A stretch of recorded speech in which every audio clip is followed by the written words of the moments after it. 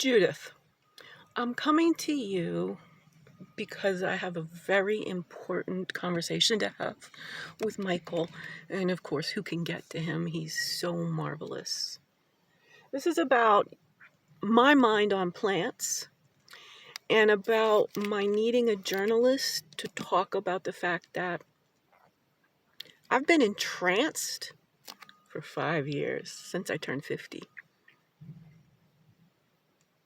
on street legal shelf stable cannabis only.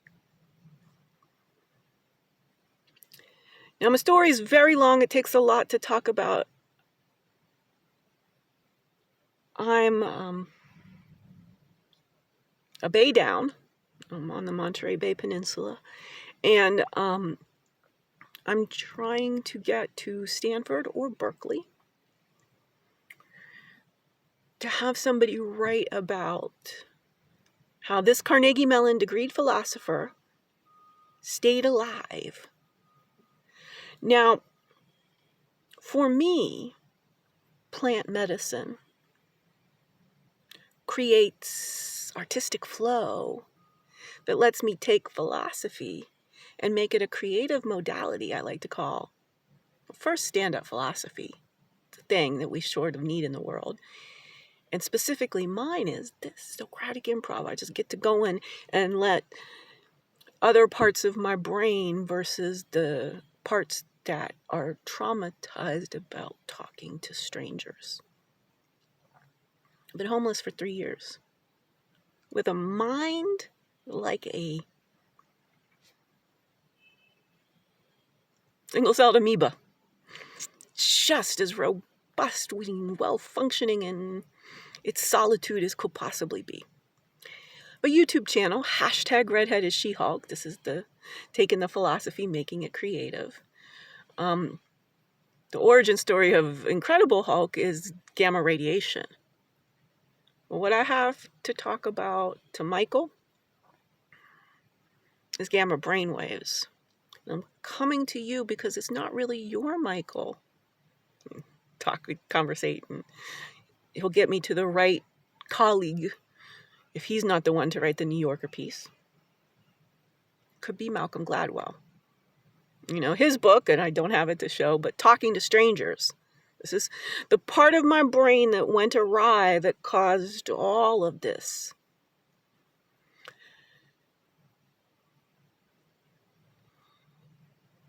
There's explanations. Michael, at the end of the book, right, we got people need to experience altered states of consciousness. But in this current paradigm, it's illegal and dangerous, and there is an underlying philosophical theory, a unifying theory of human body, mind, and soul integrated functioning. We need a philosopher. It was Descartes, the Cartesian split, mind-body split. I know you've been traveling along with Michael. Thank you for allowing him to put the wise feminine in the book alongside. How to vet me. I'm in Pacific Grove. Just call it library. Ask about Zenzi.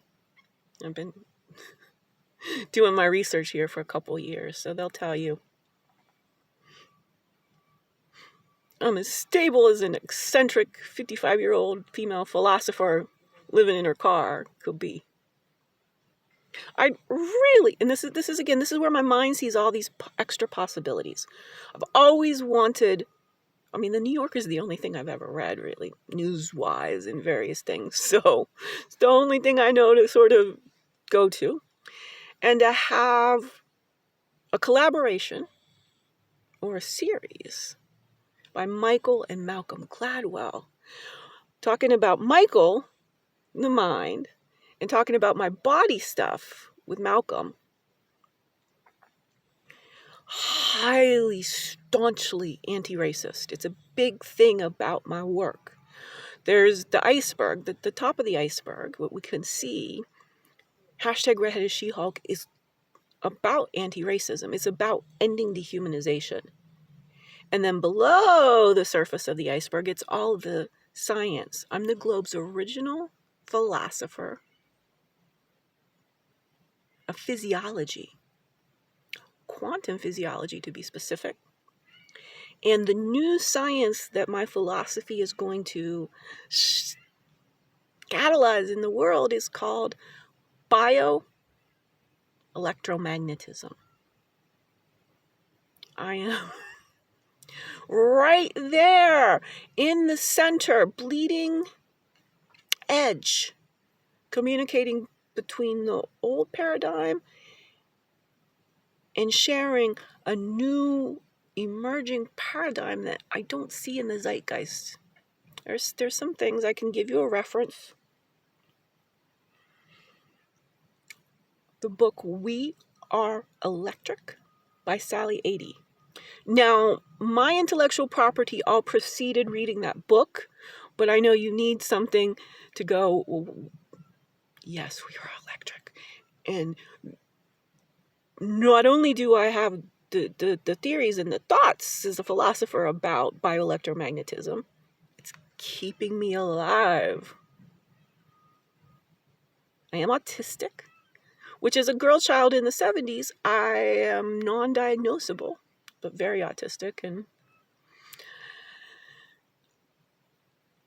I evaporated 150 pounds in the 15 months after turning 50. So this is where I could dream up a Michael Pollan, Malcolm Gladwell, Dream Team, New Yorker article, win, win, win. Everyone will be improved in understanding that there is a theory right here, right now, that can address the big pharma hegemony, can address the ever-escalating burdens of chronic disease and mental illness. It can address how do we focus on climate change when all anyone around here wants to do is consume, consume, consume. And how plantation capitalism, you know, I saw your work on the Anthropocene. Those images, I don't really have a very visual mind. It's an interesting thing. But I know you do, so I want to show you. This is me when I turned 50. Sorry, in the car. Let me get you another side. This human became this human. My mind on legal, shelf-stable cannabis only. 5 years of trance. Now you come in and you come out on a daily basis.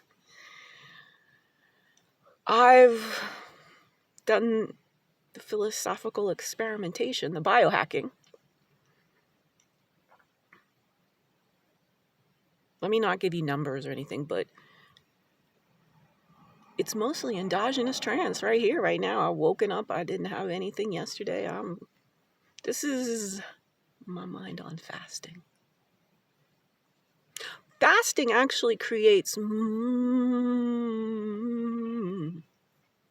think it gets the DMT. Well, because fasting also, to me, includes a bit of hibernation, light hibernation, but hibernation nonetheless.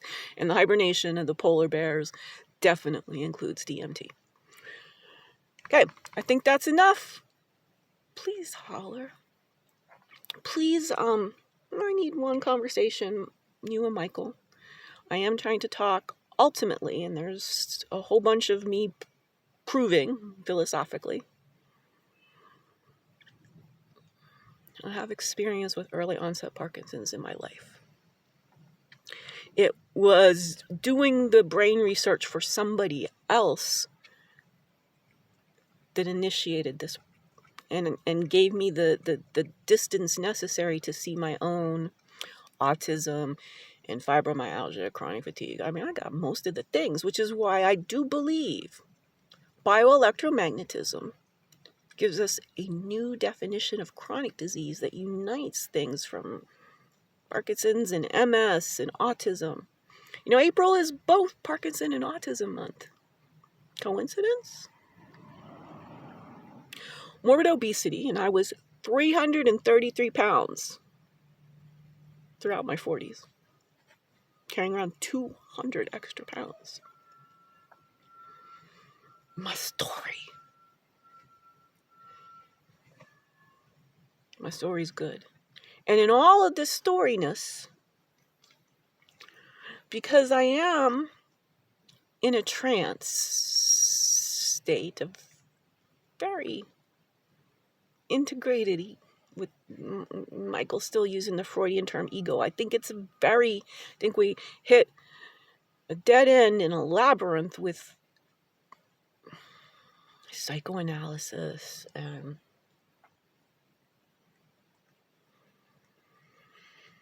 neuroscience. I'd like to talk to Michael about whether we humans need our brain, because if plants are consciousness, plants have conscious, trying to get to the denouement, they don't have a brain.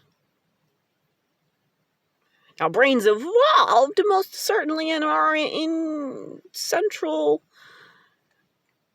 but consciousness, as both Michael and myself do see it to be something that plants may indeed have. It has to be defined beyond a brain. And what's beyond the brain? There is a National Institutes of Health term called the biofield. Judith, I'm coming out to you. I know this is enough, and then you'll have Michael talk to it. I am at redheadedshe-hulk@gmail.com. I will meet you for coffee, Berkeley. Or you can come down to Monterey Bay. Why don't you two drive down? Just meet at the Pacific Grove Library. It's a fantastical story, so I really want it grounded. Because what I want, the ultimate thing that I'm looking for Michael to help me get a journalistic article, is to have somebody go with me as an autistic adult who's traumatized about talking to people and help me get the Stanford or Berkeley or UCSF, I mean, how many philosophy departments to listen to my IP and enroll me in a PhD program and get this whole thing started, so that I can share the philosophical hypothesis of bioelectromagnetism and a very much more precise definition of consciousness that affects how we think about human functioning very clearly, dramatically, and impactfully can change everything. And it's really not even solely drug-based. Plant, which we know we're plants now. Using the quick term because I just want to say there's also singing and dance, ancestral wisdom here in bioelectromagnetism. You're an artist, so I'll go a little woo-woo. Tuning fork. So for those people who, the chronic disease and Michael J., we can talk about tuning forks. The DBS of the Parkinson's installed in the brain is doing nothing but creating tuning fork frequencies.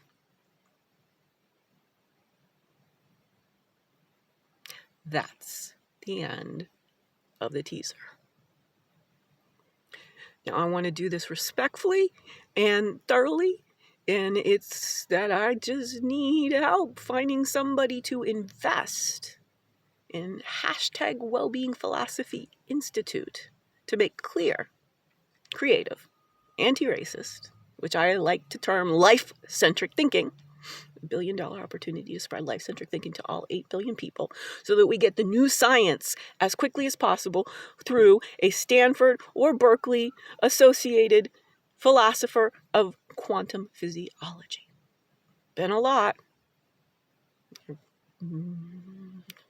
Look at my embodiment and my movement. You're the visual person. And then give me over to the verbal Michael. Always known to go out to a husband and wife. It's just been a crazy thing.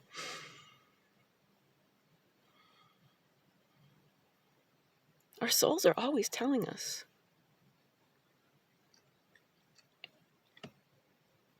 And I just want to thank you again. Thank Michael again for being the strong, brave, curious, risk-taking humans who want this species to not self-extinct. If nothing changes, if there isn't a big change like some red-headed 55-year-old philosopher, we're going to self-extinct the species as things are now because of plantation capitalism. And an economic system should not be harming humans at all, let alone the despair and evil that's occurring because of money. Not okay with it. So I know Michael knows plenty of people. I don't care if it's an undergrad in journalism at Berkeley. I just need my story written. But why not shoot for the New Yorker? This is the mental poisoning of this whole society. You've lived in it. And especially as a woman, we're constantly made to make ourselves small. I'm the she Einstein of consciousness. E equals mc squared. It goes into the whole premise and arguments and everything. She Sherlock of human functioning. Solving crimes against humanity. Not she Socrates of life-centric thinking as opposed to stuff-centric. Money matters most, masculinity. It's actually a one-woman improv, which I've done too long. I'll let you go. Looking forward to meeting you and just having one conversation. Just give me one conversation. Harmony.